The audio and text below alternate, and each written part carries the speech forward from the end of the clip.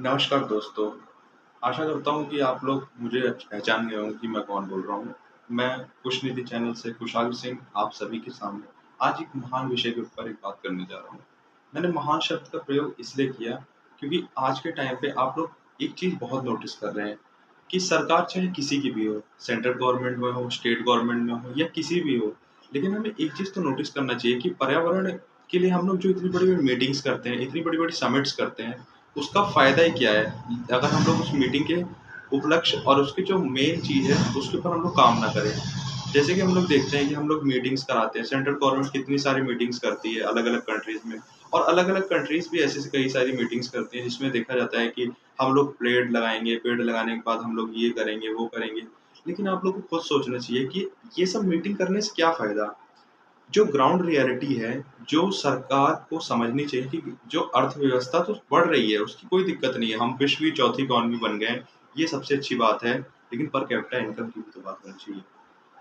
देखिए, मैं सरकार के खिलाफ नहीं हूँ, ना मैं सरकार को कुछ बुरा कह रहा हूँ, मैं सबके साथ हूँ, सबके विकास मैं नरेंद्र मोदी जी की मोटो से बात कर रहा हूँ कि सबका साथ, सबका विकास, सबका विश्वास। लेकिन आपको एक बात सोचनी चाहिए, 90% लोग ये वीडियो मेरी देखने से पहले स्किप करते हैं क्योंकि मैं नो एडिट्स का यूज़ करूँगा, नो क्लिप्स कट आउट करूँगा, ना मैं कुछ ऐड ऑन करूँगा इसके अंदर। लेकिन एक बात मेरे मन में बहुत दिनों से आ रही थी कि मैं एजुकेशन टॉपिक के ऊपर वीडियो बना रहा हूँ। मैंने वीडियो पहले अपलोड करी 3 महीने पहले। ज़्यादा रिस्पॉन्स अच्छा नहीं आया, 2, 3, 4 व्यूज़ आए। लेकिन फिर मैंने ये सोचा कि डार्क रियलिटी जो है हमारे इंडिया में, उसके ऊपर बात करनी चाहिए। हम लोग कितना आगे बढ़ रहे हैं, हम विकास के आगे बढ़ रहे हैं। मैंने अभी कुछ दिन पहले हमारे घर के पास में एक पेड़ कटा। मैं घरवालों के खिलाफ था कि इसको पेड़ को कटना नहीं चाहिए, लेकिन घरवाले कह रहे हैं कि नहीं, ये गवर्नमेंट का काम है, हम कुछ कुछ नहीं कह सकते। एमसीडी वाले कर रहे हैं, municipal corporation of department, MCD municipal corporation department. तो मैंने सोचा कि चलो कर रहे हैं, लेकिन आप खुद सोचिए, किसी भी पेड़ अगर बारिश हो रही है और पेड़ गिरा नहीं है, एक एंगल से लेके वो थोड़ा टिल्ट हुआ है, तो उस पेड़ की जो जड़ें हैं, वो उससे ग्राउंड से जुड़ी हुई है, लेकिन वो थोड़ा झुक गया है, लोग सोच रहे हैं वो गिर सकता है। चलिए गिरने की बात तो दूसरी बात हो गई, लेकिन अगर आप कुछ देख रहे हैं कि पेड़ हरा-भरा है, तो उसको काटना क्यों चाहिए? उसकी जो जड़ें हैं, उसको सेटल ऑन करके उसको सही से लगा देना चाहिए। चलिए, अब आपने देख लिया कि उन्होंने पेड़ काट दिया। मेरे बहुत खराब लग रहा था मन से, मेरे बहुत गुस्सा भी आई। लेकिन फिर मैं अगले दिन जाके क्या देखता हूँ कि पेड़ तो काट दिया, लेकिन उन्होंने वीडियो शूट आउट कर ली कि पेड़ हमने काटा है, हमने ये काम कर दिया। अगर आपने पेड़ काटा है तो उस जगह से हटाना भी तो चाहिए।